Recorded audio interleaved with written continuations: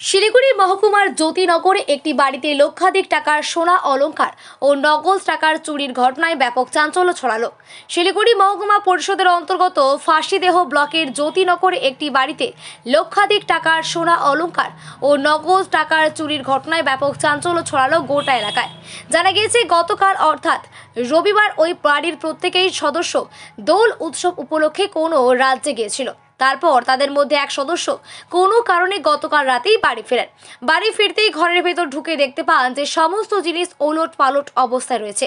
এমনকি যে আলমারিতে সোনার অলংকার ও নগদ টাকা ছিল সেখানেও একেবারে তছনছ অবস্থা। তখনই তিনি বুঝতে পারেন যে চুরির ঘটনা ঘটেছে। এরপরই তড়িঘড়ি খবর দেন ফাঁসি দেওয়া থানার পুলিশকে।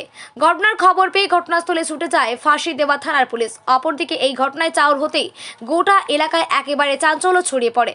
যদিও ওই বাড়ির সদস্যরা জানিয়েছেন নগদ 47,000 টাকা এবং লক্ষাধিক টাকার সোনার গহনা অর্থাৎ অলংকার চুরি গিয়েছে। এইরকম চুরির ঘটনা এর আগে কোনোদিনই ঘটেনি, এই প্রথম। অবিলম্বে পুলিশ প্রশাসনের উচিত গোটা ঘটনা তদন্ত করে যে বা যারা এরকম ঘটনা ঘটিয়েছে তাদেরকে কঠোর শাস্তি দেওয়া। ফাঁসি দেওয়া থানার পুলিশ সূত্রে জানা গিয়েছে একটি বাড়িতে চুরির ঘটনা ঘটেছে। ইতিমধ্যেই গোটা ঘটনা তদন্ত শুরু করা হয়েছে। পাশাপাশি এইরকম ঘটনা যাতে না ঘটে তার জন্য ইতিমধ্যে আরও বাড়তি নজরদারি চালানো হবে গোটা এলাকায়। অ্যাকচুয়ালি আমি সন্ধ্যার দিকে একটা কাজ করি, সেখানে কাজে যাই। 6টার দিকে কাজে গেছিলাম আর 7:45 দিকে আসি। যে টাইমে ডেলি আসি ওই টাইমে আসছি। এসে মেন গেটটা আমি তালা খুললাম, মেন গেট তালা ছিল।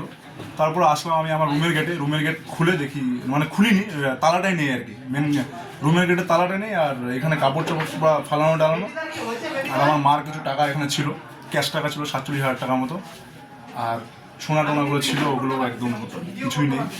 কখন হয়েছে এই টাইমটা হচ্ছে আমার 6টা থেকে 8টার মধ্যে আমি বাড়ি ছিলাম না, এর মধ্যেই হয়েছে।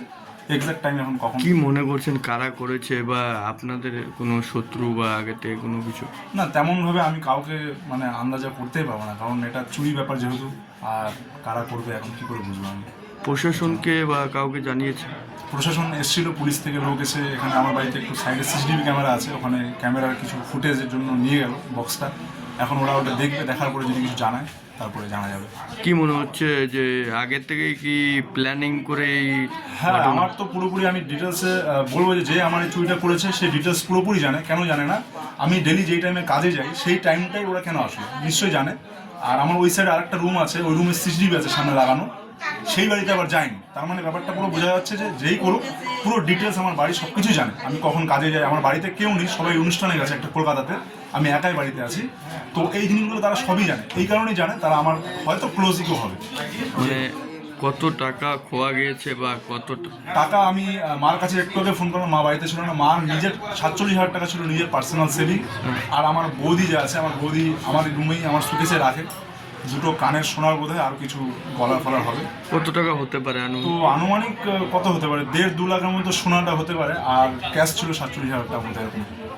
তা এত জনবহুল এলাকাতে এভাবে চুরি হয়ে গেল, কিভাবে দেখছেন বিষয়টা কি বলবো, রাস্তার পাশে আমার বাড়ি, একদম মেন রাস্তা আমার। তারপরেও আর কি বাড়িতে ঢুকে কোনো বুঝতেই পারলাম না যে এইভাবে। আর এটা আমার বাড়ি প্রথম না, এর আগেও হচ্ছে আমার এলাকার আশেপাশে, জ্যোতিনগরের আশেপাশে আমার বাড়ি জ্যোতিনগর। তো সব জায়গায় হচ্ছে এরকম, আমার বাড়িতেও হয়ে গেল। আগামী দিনে হয়তো আবার কারো বাড়িতে হবে। প্রশাসনকে এই ব্যাপারটাকে কীভাবে নিচ্ছে জানি না। আমি রিকোয়েস্ট করবো প্রশাসনকে যে একটু ব্যাপারটাকে ভালোভাবে নিক, নেক্সট অন্য কোনো বাড়িতে যেন এটা না ঘটে।